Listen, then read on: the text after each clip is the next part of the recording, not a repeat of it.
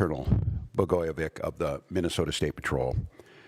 This morning we learned that an ICE officer shot and killed someone in Minneapolis. My deepest condolences to the family, to the loved ones who had to learn about this tragic event on national television. We have been warning for weeks that the Trump administration's dangerous, sensationalized operations are a threat to our public safety, that someone was going to get hurt. Just yesterday, I said exactly that. What we're seeing is the consequences of governance designed to generate fear, headlines, and conflict. It's governing by reality TV, and today that recklessness cost someone their life. I've reached out to Secretary of Homeland Security Kristi Noem, and I'm waiting to hear back. Let me be clear, Donald Trump and his administration may not care much about Minnesota. That's been pretty evident, but we love this state. We won't let them tear us apart. We'll not turn against each other. To Minnesotans, I say this: I feel your anger. I'm angry. They want a show. We can't give it to them. We cannot. If you protest and express your First Amendment rights, please do so peacefully, as you always do. We can't give them what they want. The hearts and minds of the people in this state are on our side. To Americans, I ask you this: please stand with Minneapolis. To Minnesotans, know that our administration is going to stop at nothing to seek accountability and justice. The State Bureau of Criminal Apprehension are working on the investigation. We have activated the State Emergency Operations Center. State Patrol and Minnesota National Guard leadership is connected with the Minneapolis Police Department, the St. Paul Police Department, Hennepin County Sheriff's Office, the DNR, and Minnesota's Homeland Security and Emergency Management. We have activated dozens of members of the State Patrol's mobile response team. And from here on, I have a very simple message. We do not need any further help from the federal government. To Donald Trump and Kristi Noem, you've done enough. There's nothing more important than Minnesotan safety. I've issued a warning order to prepare the Minnesota National Guard. We have soldiers in training and prepared to be deployed if necessary. I remind you, a warning order is a heads up for folks. And these National Guard troops are our National Guard troops. They're teachers in your community, they're business owners, they're construction professionals. They are Minnesotans. Minnesota will not allow our community to be used as a prop in a national political fight. We will not take the bait. We will continue to update you, Minnesota, as we get more information. Now I'd like to turn it over to Commissioner Bob Jacobson of the Minnesota Department of Public Safety.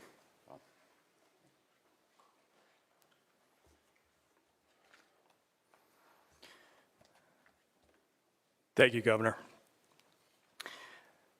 As the Governor mentioned, my name is Bob Jacobson. It is my honor to serve as the Commissioner of the Minnesota Department of Public Safety. First of all, I want to acknowledge the reason that we are all here. The loss of life is not anything anyone would ever want. We fully expect that the community will want to peacefully demonstrate their anger or frustration. Minnesota residents and visitors have the right to peacefully demonstrate. We recognize that demonstrations are often driven by strong emotions, beliefs, and certainly a desire to be heard. Our role is to help ensure everyone can express themselves without anyone getting hurt. The Minnesota Department of Public Safety's role through the Minnesota State Patrol is to ensure safety, protect constitutional rights, keep roads accessible, and above all, to prevent harm. Our top priority is public safety.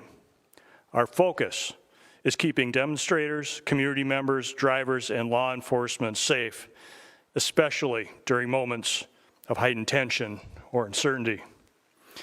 Demonstrations must remain safe and lawful, particularly around roadways.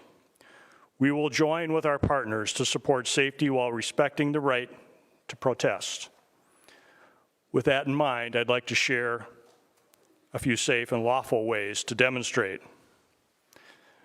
Minnesotans can safely and legally express their views in many ways, including getting together peacefully with others in public spaces, marching or walking, not on roadways, making your voice heard through chants, speeches, and displaying signs, being present in public areas where pedestrians are allowed, gathering in designated or permitted areas, And these actions will allow people to express themselves while protecting the safety of everyone involved. Unsafe or illegal actions could result in fines or arrests. Certain behaviors create serious hazards that threaten public safety, disrupt emergency services, or put people at risk. These actions could result in fines or arrest. Demonstrating on or entering a freeway on foot, walking on highways, throwing objects, starting or setting fires, damaging property or graffiti, using illegal fireworks, displaying or using illegal weapons, reckless or dangerous driving, especially near pedestrians, and certainly assaultive, aggressive, or riotous behavior toward anyone. We all want definitive answers to what happened today. Our Bureau of Criminal Apprehension is working in conjunction with the FBI to investigate this morning's shooting. As you know, we don't comment on active investigations, but also keep in mind that this is an investigation is also in its infancy. So any speculation about what had happened would be just that. And we will not engage in speculation. With that, I will turn it back over to the governor. Thank you. Thank you, Commissioner. We'd be glad to take any questions. Yeah, and I can let General Schaefer talk about this. It so happens it's a training weekend. We've got about 7,500 troops in training at our sites, training sites across the state. What it is, and in the National Guard, you give a warning order, which is a heads up of something could be coming. That just allows people to think about what they would need, what it would mean to mobilize, what it would mean to put them in. And I could let the General talk a little bit about this. Obviously, since the summer of 2020, we had a lot of work done on teams being ready to make sure that civil unrest. And what that means, and I think Commissioner Jacobson was very clear, and I want Minnesotans to hear this from me, the desire to get out and protest and to speak up to this administration of how wrong this is, that is a patriotic duty at this point in time, but it needs to be done safely. And I think the Commissioner simply just laid out some of those parameters. We can do that. This is the peaceful resistance that we need. Simon, you want to say a few things about what that means to have them on the ready? Yes, sir. Thank you, Governor. So for the military, Minnesota National Guard is comprised of 13,000 soldiers and airmen. We live all across and work throughout Minnesota. A warning order is just an initial step to increase your preparations. The Minnesota Guard is always prepared to respond and support state agencies and the citizens of Minnesota. So what that means for us today is just some additional checks on equipment that is ready at all times, and maybe some additional phone calls to service members who might be activated, but no activations. We are embedded with our state agencies here at the Operations Center to just continue parallel planning in the event that we are needed to support. Thanks, General. And I would make note, Mary, and to Minnesotans on this about the National Guard, they're there to protect you and protect your constitutional rights. These are our neighbors. They don't wear masks. They don't bust in from somewhere else. They're not here to cause hassles to you or what we saw today, the tragedy. Having them at the ready to make sure, because when we see these types of things happen, and we saw it after the murder of George Floyd, there's folks that want to cause chaos. There's the disruptors in it. And while the vast majority of those protests were peaceful expressions of their First Amendment rights, there were those that destroyed property and put people at risk. The National Guard is there to make sure that peaceful protests are able to be done and that those that want to do the destruction are stopped from doing that. Yes? Yeah.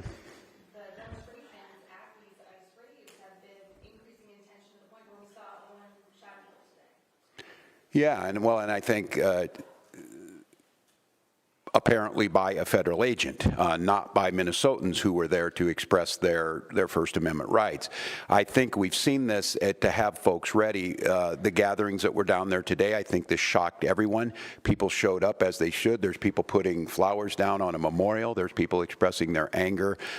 It's just as these situations develop, we decide when we need to move these people out. And I think the local reporters know well on this, both unfortunately and for us, the upside of this is that we're very good and we've had practice at this. And I just want to, again, implore Minnesotans, I am not telling you not to express your anger or your frustrations or the outrage that we have. Look, this was This was totally predictable, as I said it yesterday, and it was totally avoidable. And I just want to remind you, too, that local law enforcement, we get no coordination. They don't tell us they're coming. They don't say why they're sending the largest deployment in American history to Minneapolis. They're not making us any safer. We don't have any of that coordination. They should be talking to us when we do these things. Let us know. We are going to be down here. This is going to happen. We don't have that. So when you see local law enforcement or state patrol, or if it would take the National Guard, we're there responding to the chaos they've created too, but our role is to make sure that we're protecting Minnesotans so that something like this doesn't happen. I have not. The question was, have I spoken to the individual's family? No, we do not have a definitive ID on this individual. And I'm going to note to all of you, I think it's really important, and the professionals do this, and they train me to do this. This is an open investigation. You need to be very careful about it. I know that many of you, myself included, have seen a very difficult video to watch, one where there's a family member watched their family member be shot and killed in front of them. It's beyond me that apparently from the federal government, from the Homeland Security Director herself, has already determined who this person was, what their motive was, and they hadn't even been taken out of the vehicle. We're not living in a normal world. And so, no, I have not. And I want to be very careful because I know how painful this is. I know how painful it is right now. I'm saying person and all that. This is a human being. This very well is an individual's child, a parent, and we don't know that yet. So, no, I have not, but once we do, we will. So, yes. Please.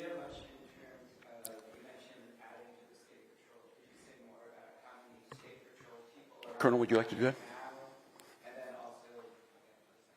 Colonel?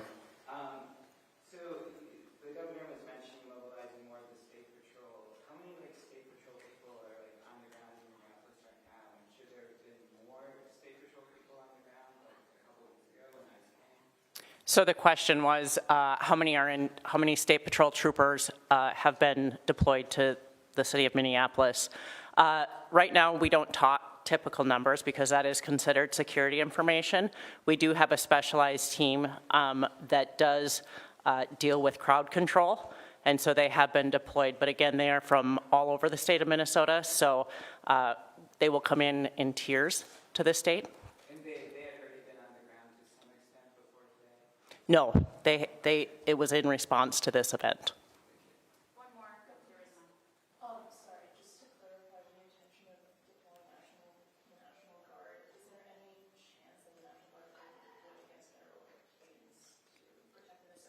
I'm sorry. What was it?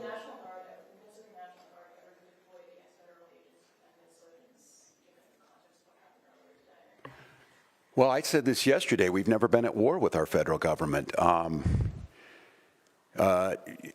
think in this case that the National Guard is their main mission. They have a dual mission. There's the federal mission when they're under Title 10 orders, and then they're under Title 32 orders. In this warning order, there's nothing officially been done yet. If I am to activate them as the Commander-in-Chief of the Minnesota National Guard, I will issue the executive order to the Minnesota National Guard, and then they will be put in state duty status. And as you've seen over the last few years, that could be flood prevention, that could be after a wind-blowing storm up in the north, up in Bemidji, or it could be COVID or George Floyd response. In this case, again, it doesn't necessarily change the mission. They're there to protect Minnesotans. They're there to serve Minnesotans. I think the thing that is so challenging in the moment we're in is we don't see a desire to work with us on public safety. We hear a demonization of our state. We see people coming in who don't know our community, and we see this massive display for the TVs that we're trying to understand how is this coordinated. And some of you watch the videos on there, total chaos. And look, I have very limited work in this is the training in the National Guard, but I've had a lot of training now to watch how our professionals operate. After this person was shot, federal agents milling around, touching the vehicle at a crime scene and things, I don't know what to tell you, and I don't quite know how to respond to the question other than my primary responsibility as governor is the protection of the people of Minnesota, and you can be assured whether it's the state patrol or whether it's the National Guard, their deployment is there to protect Minnesotans from whatever it is. If it's an act of nature, if it's a global pandemic, or in this case, if it is a rogue federal agent. I don't know at this time, and I want to be very careful. It's unprecedented that we have the federal government's already determined exactly what's happened here and the motives of an individual that we don't even know the name. They don't know the name, and that's very difficult. So, but one more, Dana. Dana.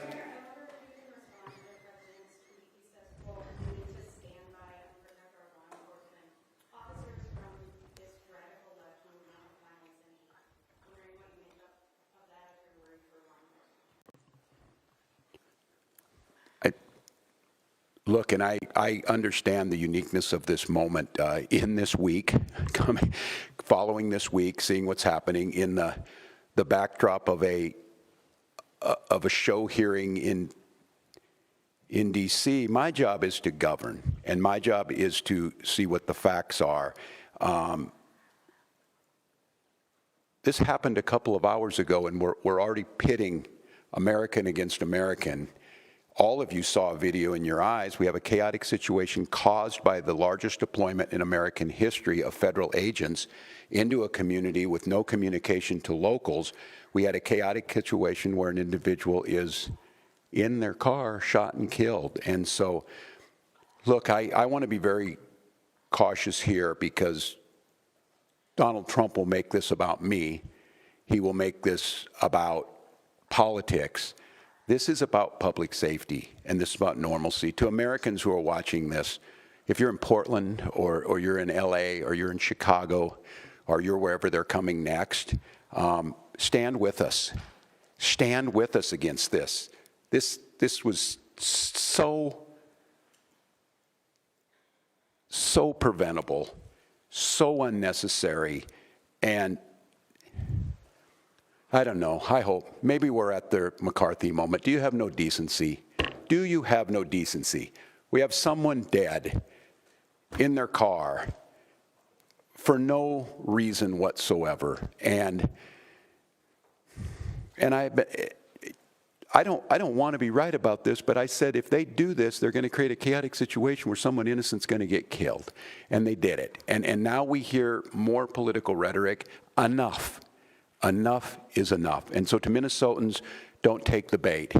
Do not take the bait. Do not allow them to deploy federal troops into here. Do not allow them to invoke the Insurrection Act. Do not allow them to declare martial law. Do not allow them to lie about the security and the decency of this state. And let's let this investigation play itself out. Let's make sure we protect our neighbors. I encourage you to use your First Amendment rights and all of your constitutional rights, but do so in a peaceful manner. We'll gather back with you as soon as we gather more information that needs to be put out. But again, stay safe, Minnesotans, and we'll be back with you. Thank you, Bob.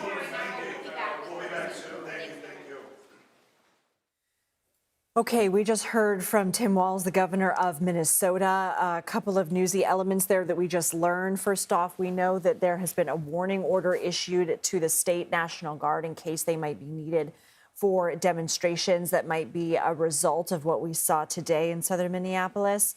We know that right now the Guard is doing equipment checks and making phone calls to troops who could be activated, but we also know there are about 7,500 troops at training sites. We also know that the state has deployed its public safety department to ensure that demonstrations maintain peaceful and stay off of roadways. The governor's saying we know that people want to peacefully demonstrate, but that folks want to cause chaos, and that after the murder of George Floyd, the vast majority of people were peaceful, but there were those that destroyed property. We heard the governor there say that President Trump is governing by reality TV, and that he's reached out to Department of Homeland Security Secretary Kristi Noem and is waiting to hear back. He said to Secretary Noem and President Trump, "You've done enough." And he said, "We will not allow our city to be a prop. We will not take the bait." He also said toward the end of his remarks that, to his view, he saw federal agents milling about and touching the vehicle in question here and questioned that. He said that he thought Donald Trump would make this about politics, but this is about public safety. This is about normalcy. He put a call out to people in cities where they're going next, saying, "Stand with us. This was so preventable and so unnecessary." And he said, maybe we're at a McCarthy moment. do you have no decency? Let's go ahead now and go. First of all, do we have Ed O'Keefe? All right, we don't have him yet, but I do want to ask him soon because the president has posted on Truth Social about this. In fact, let's go ahead and watch the video that the president posted. And a warning, the video is graphic, it has no audio.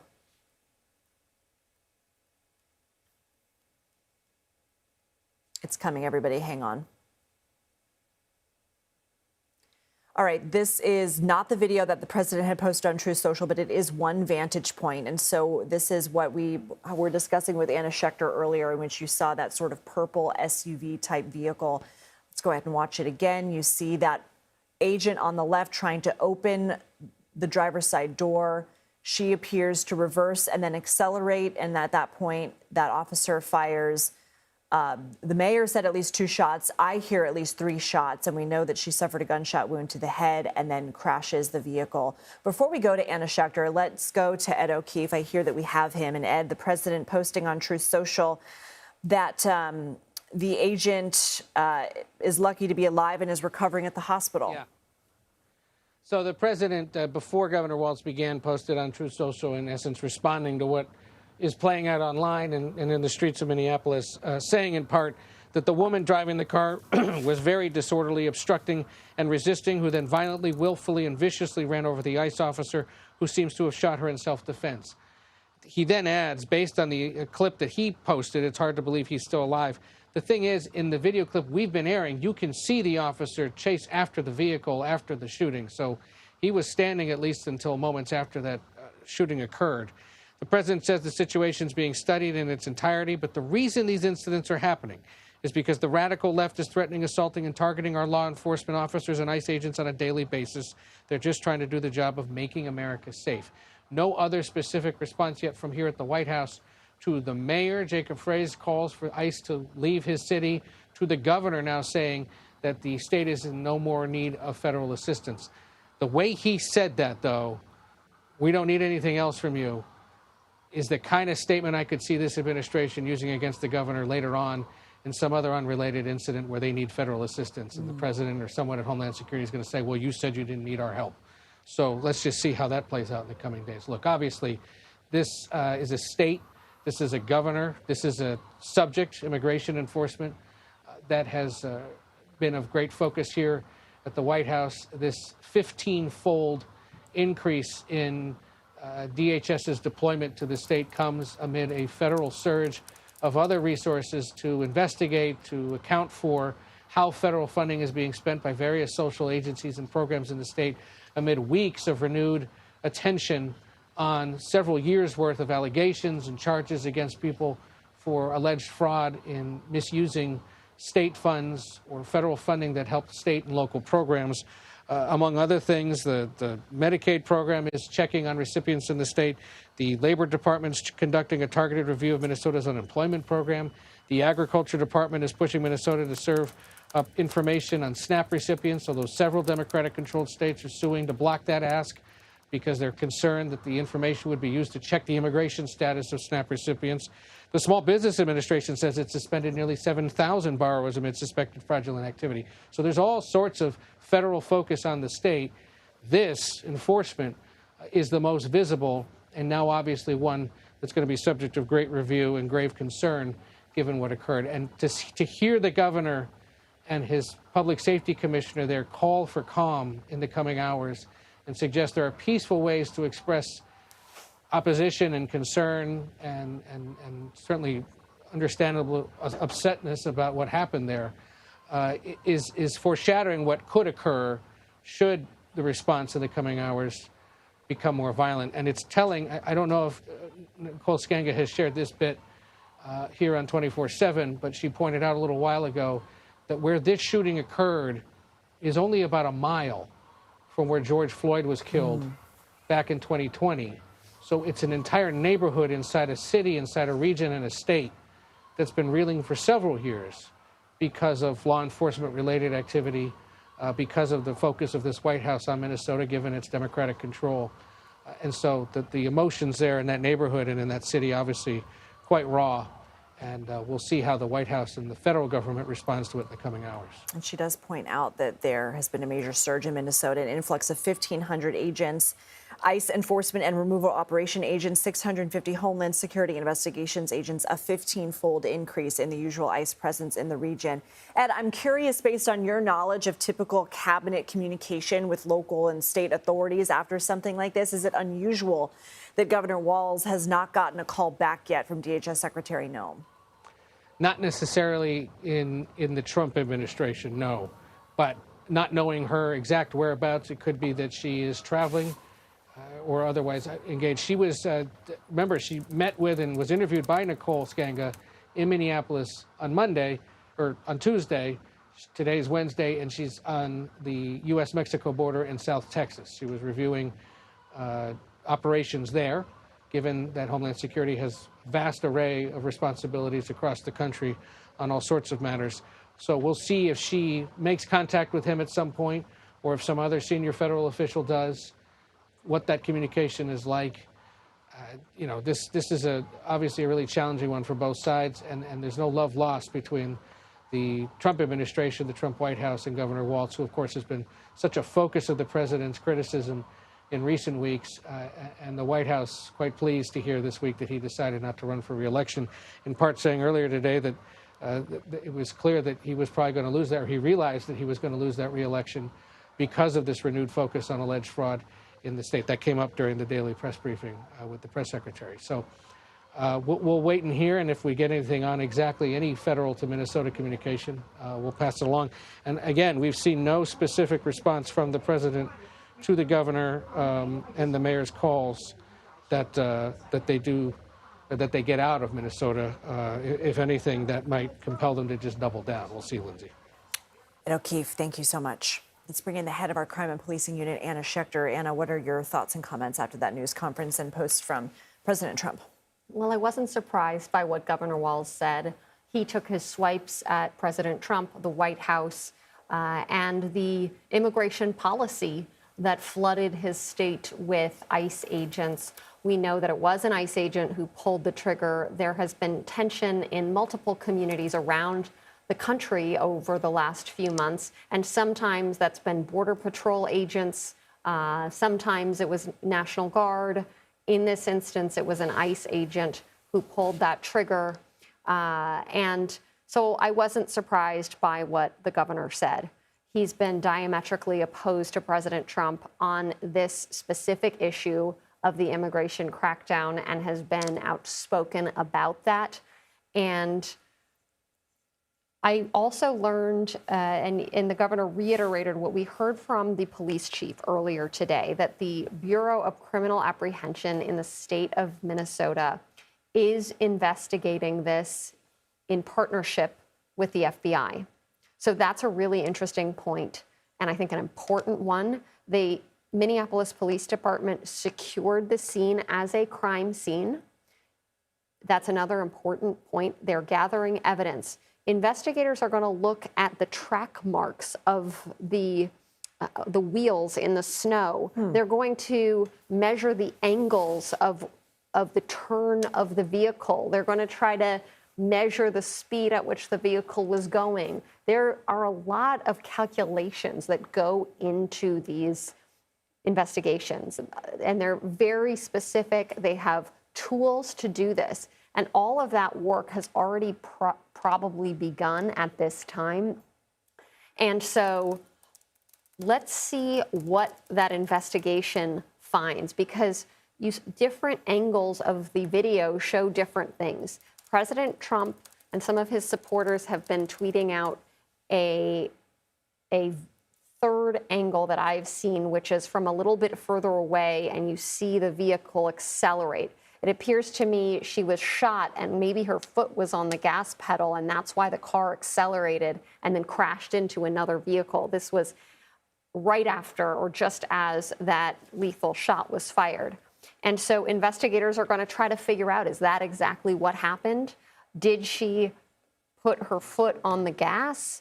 And they're going to be analyzing every single angle of this. So all of that is underway, and that is going to potentially go to a prosecutor, probably what I would say is a local prosecutor, potentially, who might decide to bring a charge.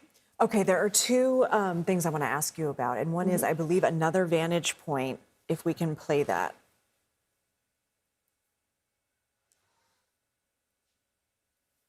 Okay, this is the video that we have been showing you that we have already analyzed. I want to ask you about something else, Anna, and that is that the Department of Homeland Security's policy on deadly force, we obtained it from the agency's website. It was dated February 6, 2023, and it includes guidelines. And it says, in general, a law enforcement officer's use of deadly force must be objectively reasonable in light of the fact and circumstances confronting the law enforcement officer at the time force is applied. DHS law enforcement officers may use deadly force only when necessary. That is when law enforcement officer has reasonable belief that the subject of such force poses an immediate threat of death or serious bodily injury to the law enforcement officer or to the other person. Goes on to say, fleeing subjects. Deadly force shall not be used solely to prevent the escape of a fleeing subject. Therein lies the rub. That is a very important point. However, deadly force is authorized to prevent the escape of a fleeing subject where the law enforcement officer has a reasonable belief that the subject poses a significant threat of death or serious physical harm to the law enforcement officer or others, and such force is necessary to prevent escape. So you've just homed in on a really important point, and I'm just going to reiterate, we don't know what led up to this event. Why did the agents want her to get out of the vehicle? Did something happen prior to that and they wanted to apprehend her? Regardless of that, it did seem, from my read of the vehicle, and the investigators are going to look at this, was she trying to flee? It seems unlikely to me that she would pose a potentially lethal threat to others if she were to flee. But this might go directly to what agents might argue in their defense of why specifically that one ICE agent pulled the trigger. But those agents wanted her out of the car. Why? What happened in the minutes leading up to that? And we need to be hearing from eyewitnesses. Is there other video that shows that? What's the body cam policy for these federal agents? That's a great question. So for Minneapolis police, they absolutely have to wear body cam video. But because Nicole Skanga confirmed via two federal sources the agent who discharged his weapon was an immigration agent with ICE enforcement and removal operations team. Exactly. So they don't necessarily have to be wearing body cam. So I don't know that we're going to be able to see that. If it was a police officer, certainly, but this is different. And I also want to talk about training. An ICE agent is trained in a different way than a police officer. Before they're deployed, they're all supposed to get some kind of de-escalation training. But given what's been going on in our country in law enforcement over the last 20 years, and specifically the last 10 years, the big police departments, certainly the Minneapolis Police Department after the murder of George Floyd, they instituted a rigorous new training on de-escalation, on use of force, on how to de-escalate a situation, how to be safe about it. It's not necessarily true that the ICE agents have received that level of training. They're trained to do different things. They're not trained to be dealing with crowds, dealing with people who are upset by their actions and taunting them. What those agents needed to be doing was de-escalating, and it's unclear to me that they were trained to de-escalate, that they had the right training to mitigate that situation so that it wouldn't end in a deadly gunshot to the head of a woman driving a vehicle. Anna Schechter, head of our crime and policing unit, thank you so very much. And I will have more tonight on the Daily Report at 6 p.m. Eastern. CBS News 27 coverage of this continues next. Elizabeth Cook will take this from San Francisco.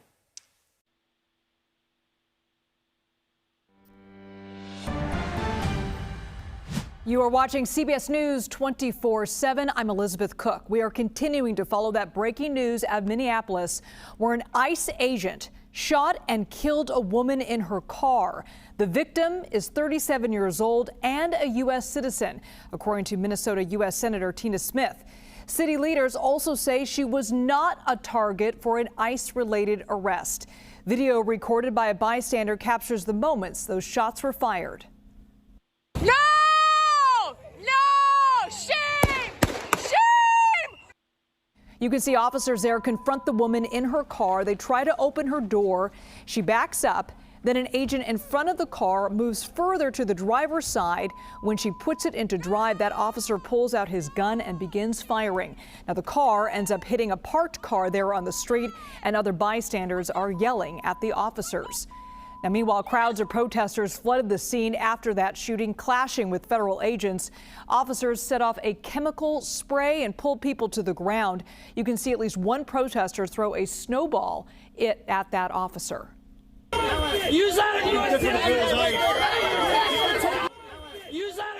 Now, DHS says the ICE officer who killed the woman acted in self-defense, claiming she was blocking ICE activity with her car. Minneapolis Mayor Jacob Frey called that a, quote, garbage narrative, arguing the officer acted recklessly and demanded ICE get out of the city. To ICE, get the out of Minneapolis.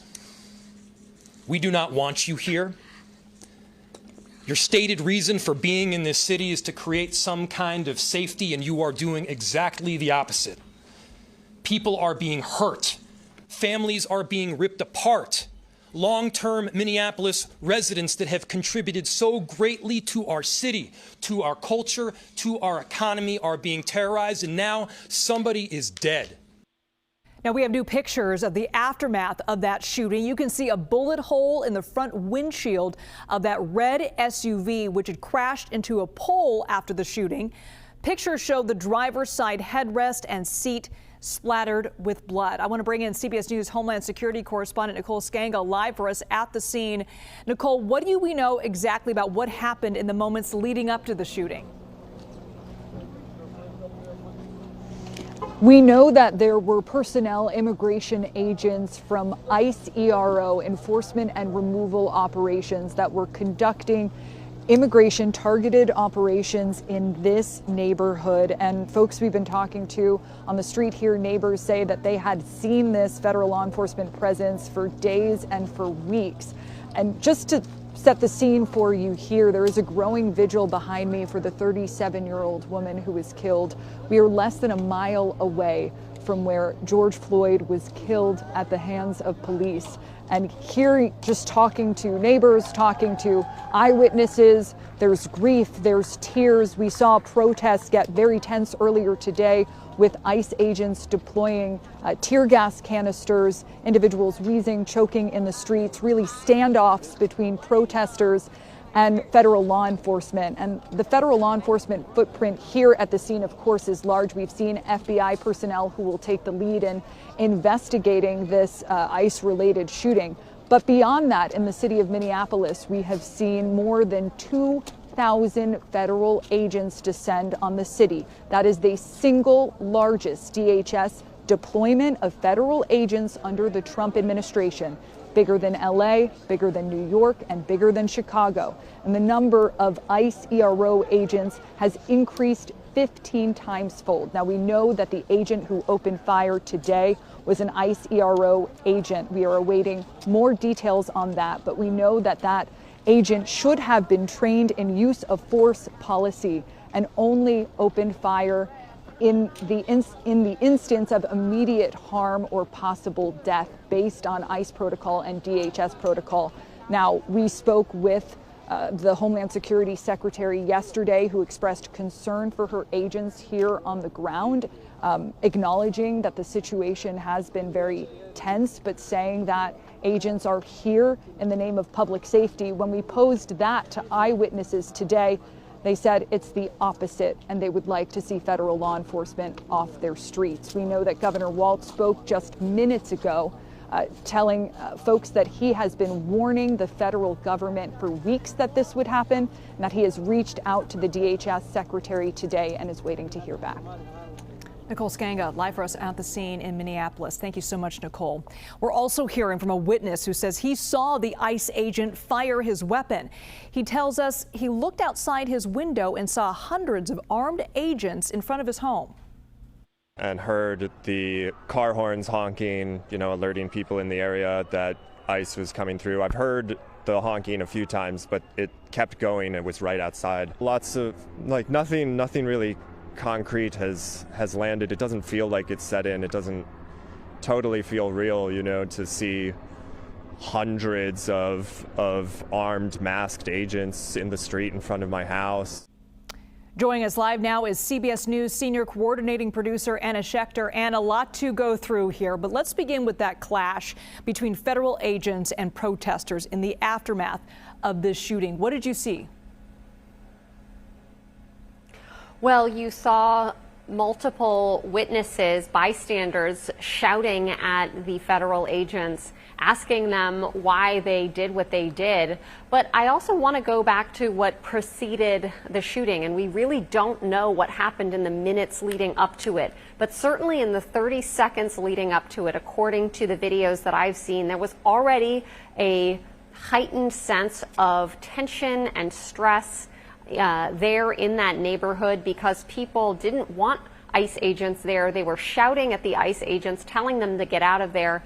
And then when the victim was pulling away, two agents were trying to stop her from leaving. And one of the agents was even grabbing onto the outside handle of the vehicle door, trying to get her out of the car. They also shouted at her to exit the vehicle. Why is that? That's a big question. I'd like to know the answer to that question.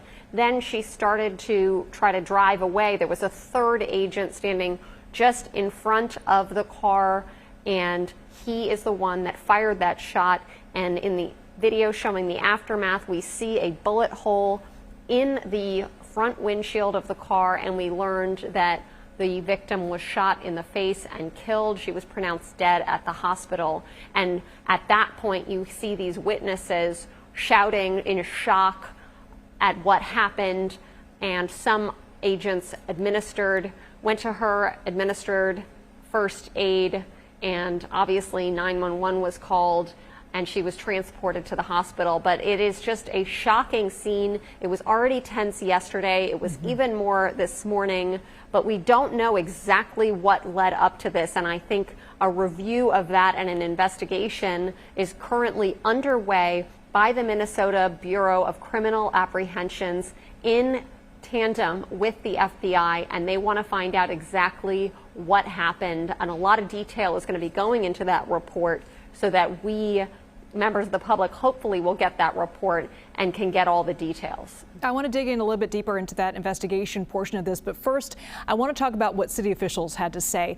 Minneapolis Mayor Jacob Frey says that he wants ICE to get out of the city. He also called the agent acted in self-defense. Those allegations, he says that's garbage. Take a listen. What I can tell you is the narrative that this was just done in self-defense is a garbage narrative. That is not true. It has no truth. And it needs to be stated very clearly since we have already seen a video of it. I do not know as to what you're talking about. Anna, can you tell us a little bit more about the mayor's message there and also what Governor Tim Walz had to say just moments ago? 100%. The mayor and the governor are aligned. They did not want ICE to descend on their city. They were vocal about it, even leading up to the more than 1,000 ICE agents that went to Minneapolis. And our Nicole Skanga was there with them yesterday. They didn't want that to happen, and so now politics are coming into play. Obviously, this was a horrific tragedy that didn't have to happen, but the governor and the mayor are saying that it's the fault of the ICE agents. Meanwhile, head of Department of Homeland Security, Kristi Noem, is saying that the ICE agent acted in self-defense. President Trump has posted to Truth Social saying the same and describing a very different set of circumstances, describing the victim as having run over the agent. And all of that as I mentioned earlier, is the subject of this investigation. We've seen a few angles. Investigators are going to look at more. They're going to interview eyewitnesses. They're going to be looking at and analyzing the tire marks in the snow, analyzing the bullet hole in the windshield. They're going to be analyzing the position. They're, of course, interviewing the agent that fired his weapon. And just a reminder as well that the rules of engagement for federal agents as well as local law enforcement agents is to respond reasonably to a perceived threat. So it has to be a reasonable action for it to be defensible. That's at the heart of the matter, and there's going to be a big fight about that going forward. Anna Schechter, thank you so much. All right, let's bring in CBS News' Chanel Call, who's been going through the videos from the event in our newsroom in New York City. Chanel, what can you tell us about those? Well, Liz, you shared with our viewers earlier in the program that new and now verified video of the moment this happened, the moment that ICE agents shot and killed a woman who was in her car, who was driving away from federal agents in her neighborhood. We also have some new video to share with you of the aftermath of that moment. And I want to show you what we see here. So there are ICE agents sort of lining this residential street, and then you see them pulling a person out of the car. After that, it does appear as though they're trying to give that person CPR. Then they're seen carrying that person by their hands and feet. Now, we were there on the scene, and our local crew there spoke to a witness about what they saw and heard. Take a listen. They were not allowing EMS to come with in timely manner. They were DHS and them. They were blocking the roads and not letting EMS come with like time and like the ambulance. They just kept the roads blocked for a very long time to the point the body has to like literally get carried out the way it did. So, Liz, the big question now is what really happened in the moments that led up to that shooting.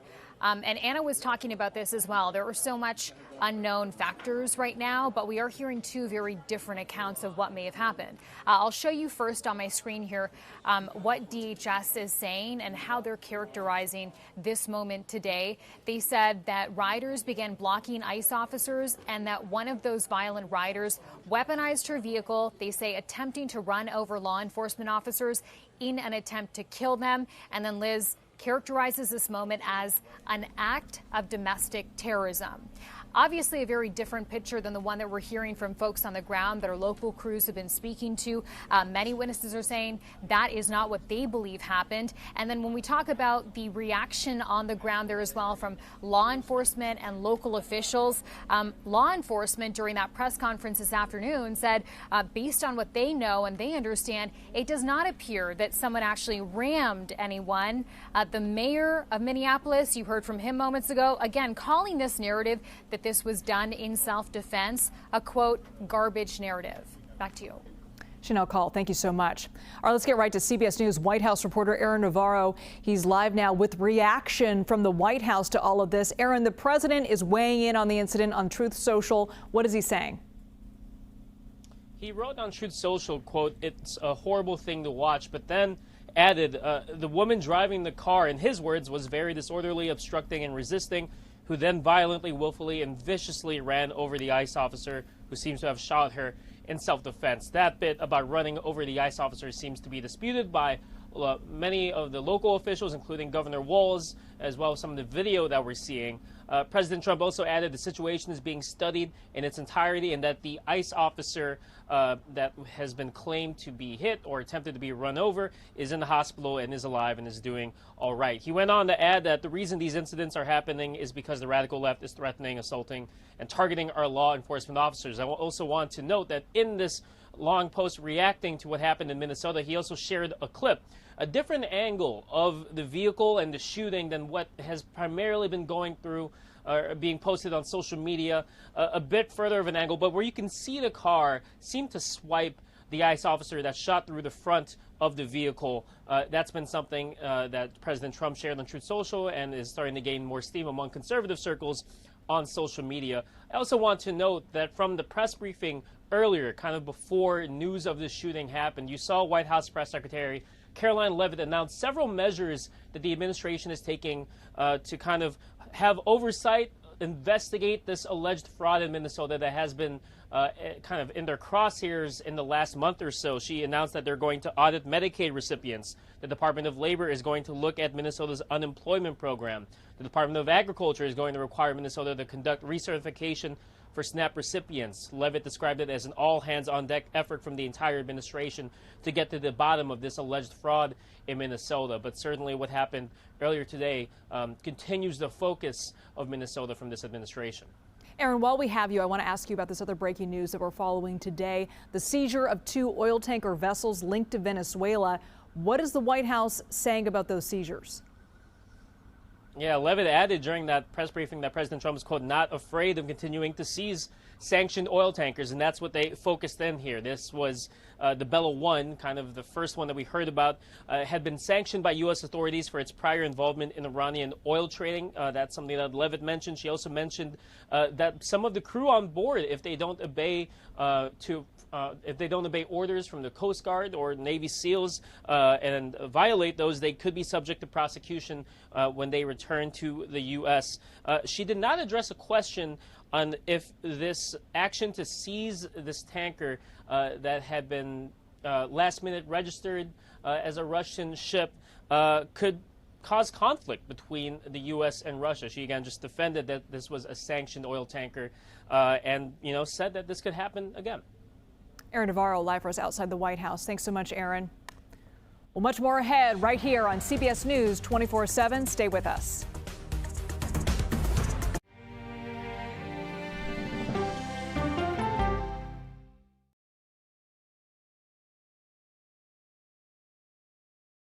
Go to the ends of the earth. We'll hit the heights. A great adventure together. And reach for the stars. Star power. I like it. So cool. But wait, there's more. Experience thought-provoking. Something that's undeniable. With mindfulness. Innovative. Magical. It's like being a child. And truly original reporting. God, you do your research. I tell a good story. Because there's always something new under the sun on CBS Sunday morning.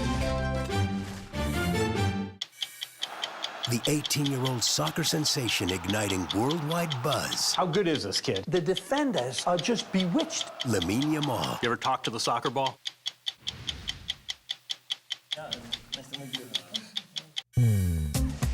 I'm Major Garrett in Washington, inviting you to the Takeout. Politics, policy, people, and pop culture served up weeknights. What's on the menu? Plenty. The day's happenings with curiosity and formality and humor. It's serious discussion, but we do not take ourselves too seriously. Who is a better speaker, Mike Johnson or you? Oh, come on. Join me on the Takeout. Streaming right here on CBS News 24/7. You both had talked about going on Survivor together. Right. A Survivor contestant believes his sister was murdered. I'm sorry that I couldn't protect you. And is determined to be her voice. This is her speaking to everyone saying, don't let this happen to you. 48 Hours, now streaming on CBS and Paramount+. Chilling with the queen, her name is Gail King. Hey! CBS Morning. CBS Morning. CBS Morning. CBS Morning. CBS Morning. CBS Morning. CBS Morning. CBS Mornings on CBS and where else? Paramount Plus. See you at 7. CBS. CBS Mornings. I want a mug. Yeah, good mug. A stalker sends menacing messages to a young mother before she's murdered. They all just kind of said, I can't believe this happened. He did it. The stalker did it. There's a killer out there, and we're going to go after him. But the investigation reveals a sinister setup. I think his head is spinning, thinking about what else are they going to find. 48 Hours, now streaming on CBS and Paramount+. Money Watch is your no-nonsense guide to taking control of your finances, where I offer practical, real-world advice with no jargon and no judgment. I'm Jill Schlesinger. Listen to Money Watch wherever you get your podcasts. It could be the greatest turnaround in college football history. What is the magic here? The undefeated Big Ten champs, Indiana Hoosiers. CBS Mornings. CBS Mornings on CBS and where else? Paramount. See you at 7. CBS Mornings. Welcome back to CBS News 24/7. The U.S. is targeting the so-called shadow fleet of ships that the government says illegally transports oil from sanctioned nations like Russia, Iran, and Venezuela. Now, this comes after U.S. forces captured the country's leader, Nicolas Maduro, last weekend. Now, overnight, the U.S. carried out seizures of 2 oil tank vessels. The Marinera, which was formerly known as the Bella 1, that one was captured in the North Atlantic. The Sophia was captured in the Caribbean. U.S. officials say the ships operated in violation of an embargo on Venezuela. Let's bring in CBS News national security producer James Laporta. James, thank you so much for being with us. What more can you tell us about these seizures? That's right. So it was a busy day for the U.S. military. We had 2 different seizures of 2 different ships. One was the Bella 1, which we really have to go back a month. The Coast Guard had been chasing them as the ship was trying to port into Venezuela to pick up more oil, but wasn't able to do so, and the ship essentially evaded out of the area. On Monday, CBS News was first to report that the military was planning to take that ship, and today they did. We have since learned that it was, in particular, the Navy SEALs working with their Special Operations Aviation Regiment that took over the Bella 1. And that was done in what is called U.S. European Command. Separately from that, in U.S. Southern Command, the Sophia was captured as well. And James, why is blocking Venezuelan oil exports so important to the U.S. right now? That's a great question. So oil in Venezuela is a meaningful and profoundly important in terms of their source of power and how they leverage their influence. And essentially, by cutting off and blocking their oil exports, it really does 3 things. It cuts off their cash flow, which is what they use to pay loyalists and maintain internal control. It also disrupts this sort of shadow fleet that provides oil to Iran and to Russia. And third, it creates negotiating pressure. So now the Trump administration can use the seizure of this oil to perhaps gain some sort of secessions from the Venezuelan government. So that's really what it does. The main question that I've been wondering today is, these ships have all been sort of flagged under Russia. And as many people know, U.S. and Russia and Ukraine, or particularly U.S. and Russia, are trying to negotiate an end to the Russia-Ukraine war. And Russia, has since released a statement today saying that the U.S. was, not allowed to seize these ships. However, in the law of the sea, there are carve-outs for taking ships, and some of those carve-outs is, if a ship is sanctioned, that those ships can be interdicted. If a ship is involved in narco trafficking, those ships can be interdicted as well. So there's really what's going to be interesting in the next couple of days is will there be any sort of fallout, and will this heighten tensions between the U.S. and Russia, particularly as they try to negotiate an end to the Ukraine war? James Laporta, thank you so much. All right, I want to bring in Max Bergman, the director of the Europe, Russia, and Eurasia program, and Stewart Center at the Center for Strategic and International Studies. Max, thanks so much for being with us. The Trump administration is trying to make a case that, in addition to Venezuela, the U.S. should control Greenland. We've talked a lot about the benefits of this, including security, natural resources, and shipping lanes. But is there a bigger picture here to this when it comes to China and Russia, as we just were talking about, when it comes to oil tankers that were connected to Russia from Venezuela? Yeah, well, there's increasing focus on the Arctic and Arctic security, partly due to the effects of climate change, where there is now an ability to sail through the Arctic, to use it as a northern sea route some parts of the year. That's mainly along the Russian coastline. But you do see an uptick in Russian activity in the Arctic as well as Chinese activity in the Arctic. So there has been a focus on the Arctic, a growing focus on the Arctic here in Washington, including during the Biden administration. So it's not as if this is sort of coming out of nowhere. What is kind of coming out of nowhere is the need for the United States to actually physically, territorially possess Greenland, that is a real head scratcher, considering we can essentially do whatever we want militarily in Greenland. We used to have 15,000 troops there during the Cold War. Now we have 150. The Danes, Denmark, which controls Greenland, it is Danish sovereign territory, have said, what do you want? Do you want to put more troops there? And we haven't really responded to that. So it's kind of a head scratcher why we're trying to possess it. And that is causing a lot of angst in Europe, and especially in Denmark and within the NATO alliance. Yeah, I mean, let's lean into that. NATO allies in Europe, as you said, standing firm in support of Greenland and Denmark's control of Greenland. The Danish Prime Minister even warned it could lead to the demise of the NATO alliance.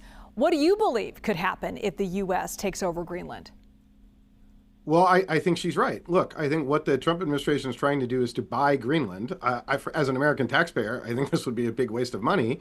Right now, Denmark is paying for the health care of the Greenlanders. It's roughly $500 million a year. We have a great deal right now where we can do what we want militarily, and the health and well-being of the citizens of Greenland are taken care of by the Europeans, by Denmark. And now that burden would be on the American taxpayer. But if we're trying to buy Greenland, Denmark is going to say no.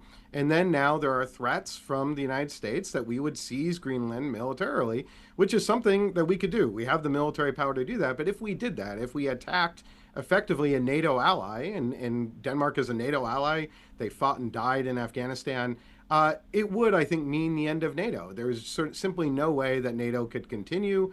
And I think it would likely mean a huge rupture in U.S.-EU economic relations, which would cause real impacts on the stock market, real impacts on U.S. tech companies that do a ton of business in Europe and are lightly taxed. I think there would be all sorts of downstream ramifications. It would essentially turn the grand alliance between U.S. and Europe, it would break it apart, and it would turn Europe into an adversary of the United States. And I don't think that's what we want, and that would come at huge costs, I think, to the U.S. economically and to U.S. security as well. And I'm curious, what do Greenlanders think of all of this? I mean, it's the world's least densely populated country.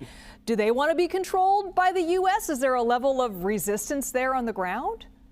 There's extreme resistance to it. They actually had an election last year, so after the talk of this had sort of already started, and they elected a government that is very much opposed to joining the United States for the status quo. That prime minister has gone to the European Union, spoken at the European Union Parliament, and to be clear, Greenland does not want to be part of the United States. I think the polling is about 85% against that. There is a strong movement for independence from Denmark. And that is, I think, also not in U.S. interest, because then Greenland would be free to do whatever it wanted in terms of deals with China and other places. So the current status quo of Greenland being part of Denmark, they have representation in the Danish parliament, for instance, Denmark paying their health care bills and things like that, while the U.S. has free reign militarily, I think is a really good situation that we don't want to upset. And right now we are upsetting it. And so it remains to be seen how this progresses over the next few months. Max Bergman, thank you so much. Always great to see you. All right, I want to go back to that breaking news out of Minneapolis, Minnesota, where an ICE agent shot and killed a woman in her car. The victim is 37 years old and a U.S. citizen. And according to Minnesota U.S. Senator Tina Smith, city leaders also say she was not the target for an ICE-related arrest. And we have some new pictures of the aftermath of that shooting. You can see a bullet hole in the front windshield of that red SUV, which had crashed into a pole after the shooting. Pictures also show the driver's side headrest and seat splattered with blood. Crowds of protesters flooded the scene shortly after that shooting, clashing with federal agents. Officers set off some kind of chemical spray and pulled people to the ground. You can see one protester even throw a snowball at the officer there.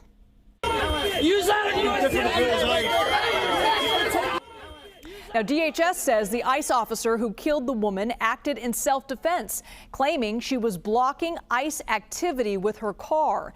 Minneapolis Mayor Jacob Frey called that, quote, a garbage narrative, arguing the officer acted recklessly and demanding ICE get out of the city.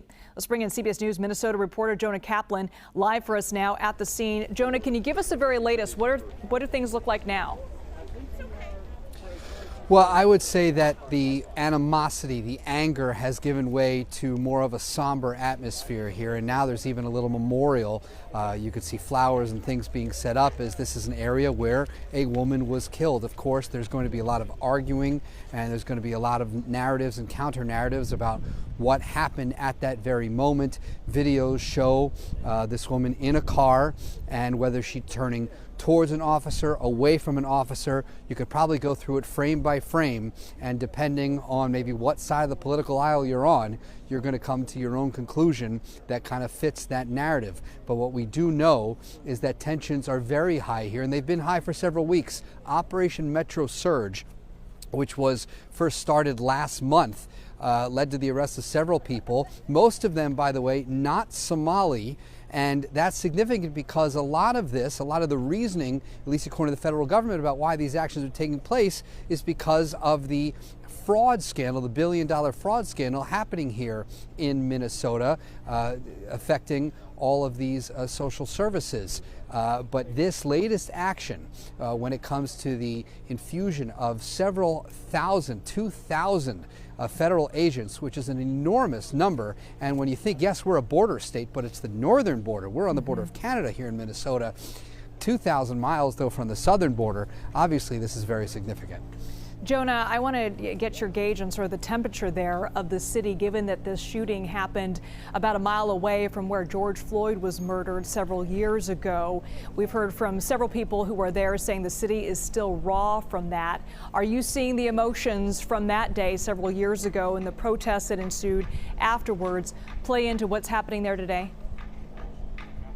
No question. I think there's a lot of distrust, and you really see that also because among the protesters, they do not distinguish between the agencies. Yes, a lot of the anger is towards ICE at the very moment, but if Minneapolis PD shows up, it's not like they're going to be given any more warmth, any more of a kind of amicable welcome than you would a federal agent. So whether it's Minneapolis Police, the Hennepin County Sheriff, the State Patrol, really the uniform doesn't matter. You're either law enforcement or you're not. And so that's something that I think you see here, and that is some of the trauma that people experience. That's some left over from what we saw 5.5 years ago. Jonah Kaplan, thank you so much.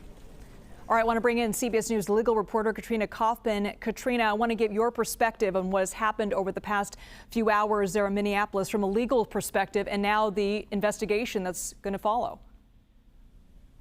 I mean, as you were just talking about with Jonah, these videos of the incident that happened are going to be scrutinized. We're starting to see more and more videos emerge from different angles, get a better picture of what happened earlier today. You can see that that car was sort of blocking a lane of the road, that a truck stopped, 2 federal agents get out, approach the door, try to get the driver to get out of that car, a third crosses in front of it. The driver then reverses and tries to turn, and that's when the shooting begins. As Jonah said, how people perceive this video is very divided. We've seen President Trump say this was an act of self-defense, that the driver was trying to run over an ICE agent. Others say she was just trying to reverse and get out of the way, that this was unnecessary. This will also be analyzed in terms of, does this comport with the training, how these officers are supposed to handle this type of situation? Were they supposed to approach the vehicle in this way, to shoot at a moving vehicle of someone who appeared to be driving away? We know that the Minnesota authorities are cooperating with the FBI. This is going to be investigated on both a federal and state level. And as you were just talking with Jonah about, tensions are very high in that city right now as all of this unfolds. I want to get to this soundbite from Minneapolis Mayor Jacob Frey, who demanded ICE get out of the city, saying they're causing chaos and distrust. Let's take a listen to that. Since the early stages of this ICE presence in Minneapolis, not only is this a concern that we've had internally, we've been talking about it. They are not here to cause safety in this city. What they are doing is not to provide safety in America. What they are doing is causing chaos and distrust. They're ripping families apart. They're sowing chaos on our streets. And in this case, quite literally killing people. We also heard there, Katrina, from Governor Tim Walz. I'm curious, what stood out to you about the mayor's message and also the message from the governor? I mean, what the governor said is he feels that this was a predictable and totally avoidable situation. He also told Minnesotans, do not take the bait, do not allow them to deploy federal troops into here, don't allow them to invoke the Insurrection Act, and do not allow them to declare martial law. He has said that state resources have been mobilized, that the National Guard is on standby, but ultimately what he says is that enough is enough. He feels that President Trump and Kristi Noem have done enough in Minnesota, and he wants the state back in its own control. They want the federal troops out of there now. Katrina Kaufman, thank you so much. Well, much more ahead. Stay with us. You're watching CBS News 24/7.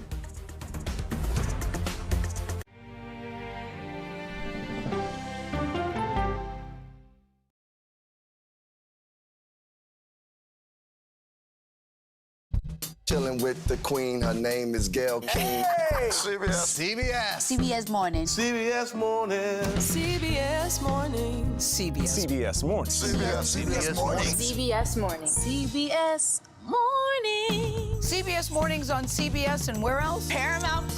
See you at 7. CBS. CBS Mornings. I want a mug. Yeah, good mug. It was almost like being face to face with the devil. 48 hours reports. I fought and fought. 911 reported your emergency. She disappeared off the face of the earth. Stream 48 hours, 24/7.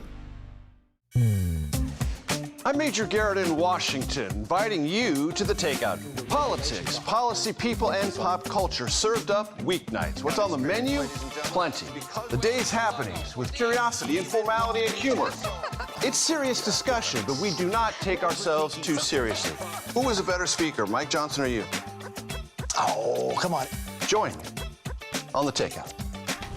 Streaming right here on CBS News 24/7. Money Watch is your no-nonsense guide to taking control of your finances, where I offer practical, real-world advice with no jargon and no judgment. I'm Jill Schlesinger. Listen to Money Watch wherever you get your podcasts. Go to the ends of the earth. We'll hit the heights. A great adventure together. And reach for the stars. Star power. I like it. So cool. But wait, there's more. Experience thought-provoking, Something that's undeniable. With mindfulness. innovative, Magical. It's like being a child. and truly original reporting. God, you do your research. I tell a good story. Because there's always something new under the sun on CBS Sunday morning. Why America's last best place is at risk. If the public land that you use were sold off, could you run your business? A stalker sends menacing messages to a young mother before she's murdered. They all just kind of said, I can't believe this happened. He did it. The stalker did it. There's a killer out there, and we're gonna go after him. But the investigation reveals a sinister setup. I think his head is spinning, thinking about what else are they going to find. 48 hours, now streaming on CBS and Paramount+. Politics isn't a game. When do consumers actually get to touch and feel a difference in their lives? Politics is about policy. So you would encourage Democrats to work with Donald Trump on an issue like healthcare? I'm a voracious consumer of information, and I'm impatient. I don't like to be spun. Do you know if there are active terror cells in the United States right now? To be moderator of Face the Nation means bringing the most powerful stakeholders to the table to become better informed. Welcome back to CBS News 24/7. We're still trying to piece together what exactly happened earlier today in Minnesota to lead to an ICE agent's shooting and killing of a 37-year-old woman. Video from moments after the incident paint what was a chaotic picture. I want to bring in CBS News' Chanel Call, who's been parsing through some of those videos today from our newsroom in New York City. Chanel, what can you tell us about what you've seen? Well, Liz, you've been sharing that video with our viewers this afternoon that we've now verified here at CBS News, which shows the moment of impact. It shows the exact moment this woman was driving away from federal agents, and she was shot while she was still in her car by ICE agents in that neighborhood in Minneapolis today. We also have some video now to show you of what happened after, the aftermath. So take a look at your screen. You'll see here there were ICE agents sort of lining that street, which is a very residential street. So people were coming out of their homes. They were seeing this. They were filming this moment. And then they were seen pulling this woman out of her car. You also see them trying to perform CPR on this person. And then eventually what you see is them carrying this person away on their hands and feet. As we've been reporting all afternoon, Liz, we are hearing some varying accounts of what happened. The DHS is saying one thing, and then, of course, people that we've been talking to on the ground. In addition, Governor Tim Walz and some local law enforcement and local authorities like the mayor are giving us a different account of what they believe happened. I do want to note as well that we're getting some news from Governor Tim Walz's office just now, so let me show you what's on my screen here. We pulled up this press release that they've sent out, essentially saying the state is now readying its state resources. It's notified the National Guard to help prepare to, quote, protect public safety in Minneapolis following that federal ICE shooting that happened today. This is notable for a couple of different reasons, but obviously Governor Walz faced a lot of criticism and scrutiny for how long it took to deploy the National Guard back in 2020 after George Floyd was killed. And so today we're seeing this movement happening just within the first few hours of this ICE-involved shooting in Minneapolis. Governor Walz is now saying that he's getting the National Guard prepared to intervene or to help out communities, he says, if that is needed. Chanel Call, thank you so much for that update. And of course, we're going to be staying on top of this breaking news story all day long right here on CBS News 24/7. But I want to keep you updated on one other story that we've been following today. We have new developments in the case of Nick Reiner, who was charged with the murder of his own parents, filmmaker Rob Reiner and Michelle, his wife. A Los Angeles judge postponed Nick's arraignment after his attorney surprisingly withdrew from the case. Well, thanks so much for watching CBS News 24/7. The Takeout with Major Garrett is next.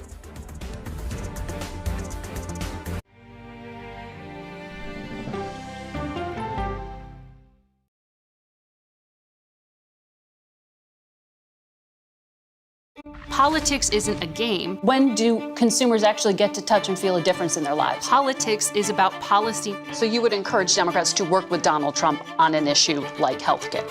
I'm a voracious consumer of information, and I'm impatient. I don't like to be spun. Do you know if there are active terror cells in the United States right now? To be moderator of Face the Nation means bringing the most powerful stakeholders to the table to become better informed. It could be the greatest turnaround in college football history. What is the magic here? The undefeated Big Ten champs, Indiana Hoosiers. Could you write the next Christmas classic? Plus a tasty French holiday treat. And Kate Hudson and Hugh Jackman make beautiful music. 'Tis the season, Sunday morning. Chilling with the queen, her name is Gayle King. Hey! CBS Morning. CBS Morning. CBS Morning. CBS Morning. CBS Morning. CBS Morning. CBS Mornings on CBS and where else? Paramount. See you at 7. CBS Mornings. I want a mug. Yeah, good mug.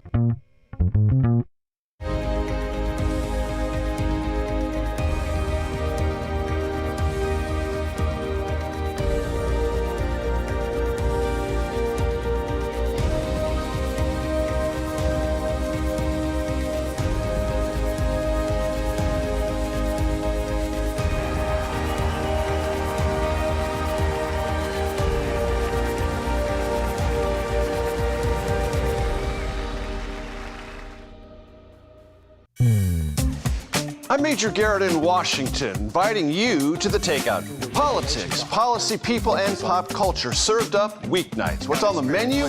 Plenty. The day's happenings with curiosity and formality and humor. It's serious discussion, but we do not take ourselves too seriously. Who is a better speaker, Mike Johnson or you? Oh, come on. Join me. on The Takeout. Streaming right here on CBS News 24/7. Here it is. 60 Minutes I am not looking down. takes you on the perilous trek to Everest. Every rock counts. We're so close. Could you write the next Christmas classic? Plus a tasty French holiday treat. And Kate Hudson and Hugh Jackman make beautiful music. 'Tis the season, Sunday morning. A young father dies after he's found injured on a rural bridge. He was laying right around here. Did his child's mother, a high school softball coach, recruit one of her former players to kill him? She didn't want Shay involved in her life or in her daughter's life. Conversations at the table would be, how can we get rid of him? 48 Hours, now streaming on CBS and Paramount Plus.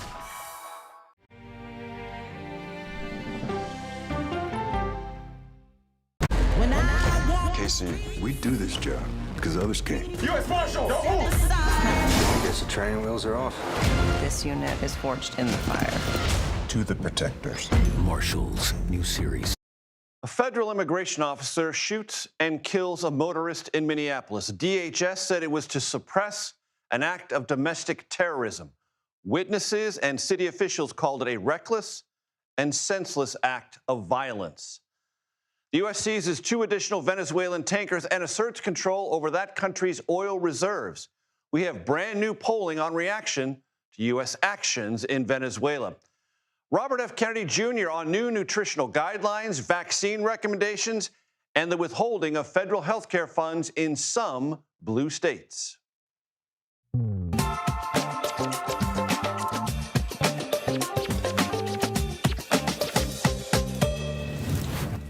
Hello, everyone. I'm Major Garrett in Washington. Welcome to The Takeout. There is, at this hour, a standoff in Minneapolis. It is physical and it is rhetorical. It is quite obviously tense, and it may well prove to be unpredictable. The underlying cause is a woman driving a vehicle was shot and killed by a federal immigration agent. Descriptions of what happened vary dramatically. DHS says the vehicle attempted to ram ICE officers in a residential neighborhood. We're continuing to gather more information, but this goes to show the assaults that our ICE officers and our law enforcement are under every single day. These vehicle rammings are domestic acts of terrorism. We're working with the Department of Justice to prosecute them as such. Videos from the scene suggest something very different. Furious local and state officials said the shooting victim did not pose a threat and under no circumstance deserved to die. The mayor of Minneapolis called on ICE, deployed in numbers 15 times larger than its standard law enforcement posture in Minneapolis, to leave the city. They are already trying to spin this as an action of self-defense. Having seen the video of myself, I want to tell everybody directly, that is this was an agent recklessly using power that resulted in somebody dying. To ICE, get the out of Minneapolis. We do not want you here. Your stated reason for being in this city is to create some kind of safety, and you are doing exactly the opposite. We will have reports from the scene and speak to a member of the Minneapolis City Council. But first, we want to show you, without commentary, the events from earlier today of the shooting of that motorist.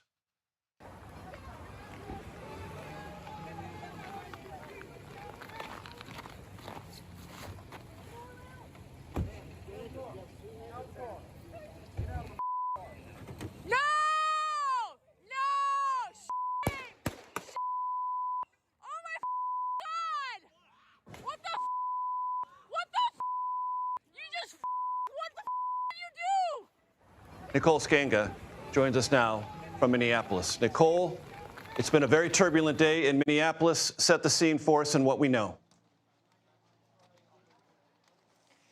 Well, Major, I'm currently standing where ICE immigration operations began earlier today. That operation became a crime scene. That crime scene became a demonstration zone as we watched as ICE agents deployed tear gas on protesters, and FBI descended on the scene, as well as local and state law enforcement.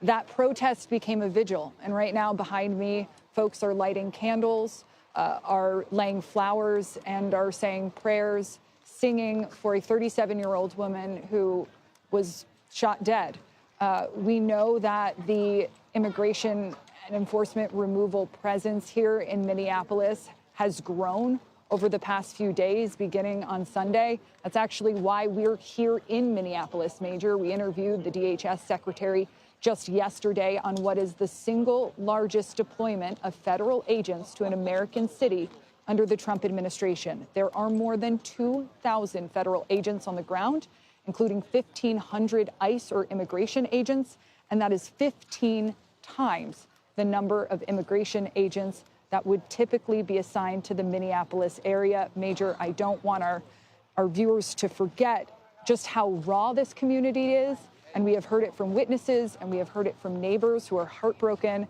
who have told us, quote, "Is this what America looks like?" That where I'm standing today, that immigration operation turned crime scene, turned demonstration, turned vigil is less than 1 mile away from where George Floyd was killed at the hands of police. Picking up on that point, Nicole, it's been relayed to me that there has been for quite some time, long before this ICE deployment, nervousness in the community writ large in Minneapolis about police presence, police activity. And as we saw in the video, the approaching vehicle unmarked, which may have contributed to confusion, anxiety about what was about to transpire or what this was about. Is that something you're also hearing?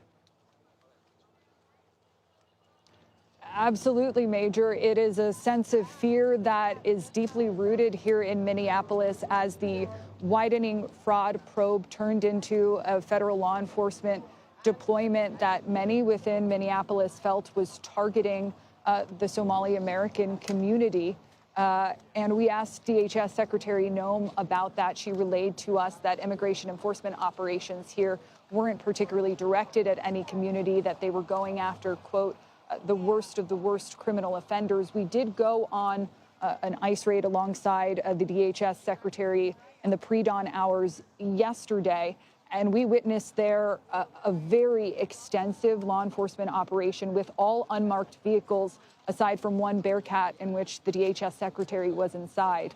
So we have seen a rising tension, even as we were on that law enforcement operation.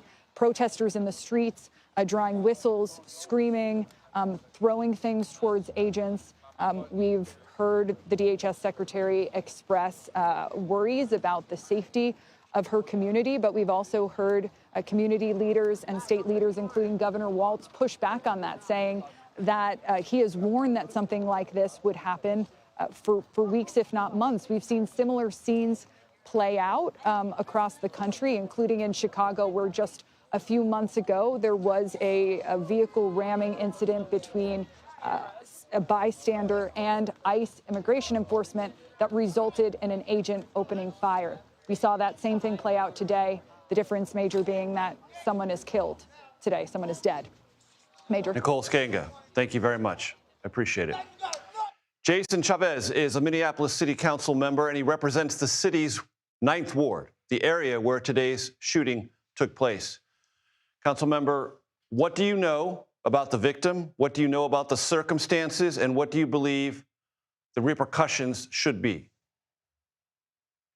Well, first and foremost, I want to give my condolences to Renee Nicole Good and her family, the individual that was in our community that was murdered by Immigration and Customs Enforcement. The behavior of these ICE agents in our neighborhood is creating an unwelcoming, unsafe, and disgusting behavior that is only tearing our families apart. And as you saw today with these videos, has taken the life of a community member here in Minneapolis. What needs to happen right now is we need justice. We need this ICE officer arrested and fired immediately from ICE. And we also need to make sure that our community members continue to patrol our neighborhoods here in Minneapolis and across the state to make sure that ICE isn't kidnapping more of our neighbors. Threshold question for you, Mr. Chavez. Do you believe ICE has any legitimate authority in Minneapolis ever? The work of tearing our families apart, the work of separating families in the city and in the state, the work of picking up mothers at bus stops, folks running food trucks, folks driving to work is inhumane behavior and has no place in the city. Even if it is in furtherance of enforcing existing federal immigration law? The work that they do is tear families apart, and that is not work that, as a city elected official, I will ever support. Did you fear this would happen when ICE dramatically enlarged its footprint in Minneapolis? Yeah, they have a whole bunch of folks as ICE agents that don't know how to do their jobs, that are untrained and unqualified. And the behavior that we saw today and we're seeing across our state is a bunch of rookies that don't know how to even do their jobs and are creating terror in our community. So this is not surprising at all. You said murder. Why do you use that word? This was murder by ICE officials. They did not need to shoot somebody that was leaving the scene. How do you interpret what the video shows? It shows ICE being untrained, unmanageable, and not being able to de-escalate a situation. They need to be held accountable, arrested, and fired. And what recourse does the city of Minneapolis have if that doesn't happen? And who do you believe the arresting authority can be or should be? My hope is that the state takes charge of this and makes sure that these individuals are fired, or that these individuals are held accountable by the law. Member of the Minneapolis City Council, Ward 9, Jason Chavez, I appreciate your time, sir. Thank you. Thank you. Anna Schechter joins us now. She's the head of CBS News' Crime and Public Safety Unit. Anna, you've been following this all day. Your impressions of what is visible, what the investigation will do going forward, and do you suspect that there could be a clashing of federal and state equities here because there are very sharp divisions about who's responsible and what actually went down? That's an excellent question, Major, because already we've seen a clash of narratives. You have the mayor and the governor of the state of Minnesota telling a story about a murder that occurred, and we just heard from a city council member as well. And then you have something completely different. Almost immediately after the shooting, you had Kristi Noem and Donald Trump posting to Truth Social, and Noem posting to X a statement describing what happened as domestic terrorism and saying that the victim of the shooting was running over the agent. Now, I've seen 3 angles so far. What I want to know is what happened before this occurred, in the minutes and maybe even a half an hour before this, because I want to know why those agents were pulling on the door, asking her to stop and get out of the vehicle. They were directing her to get out of the vehicle. It looks like she was turning to try to leave. But why were they doing that? Were they frustrated by her protesting? Were they angry at her? Did something else happen? We just don't know. But certainly from at least 2 of those angles, it does appear that she was trying to drive away. And there was that officer who drew his weapon and fired that shot. What was going on in his mind? Because central to what happens as this plays out is, did he act with a reasonable use of force given his perceived threat? There's a judgment call, and the guidelines for how federal agents respond place that judgment call at the heart of how they are supposed to act. So investigators are likely interviewing him, asking him how he experienced it, what was going through his mind, what led up to this. So all of that's going to go into an investigation, and I hope that that will eventually get released to the public. Very quickly, Anna, is there a possibility of any body cam video in this matter? That's a great question. Had they been Minneapolis Police Department officials, then yes.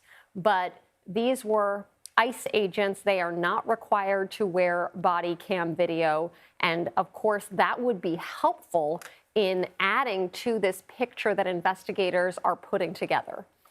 Anna Schechter, as always, thank you very much.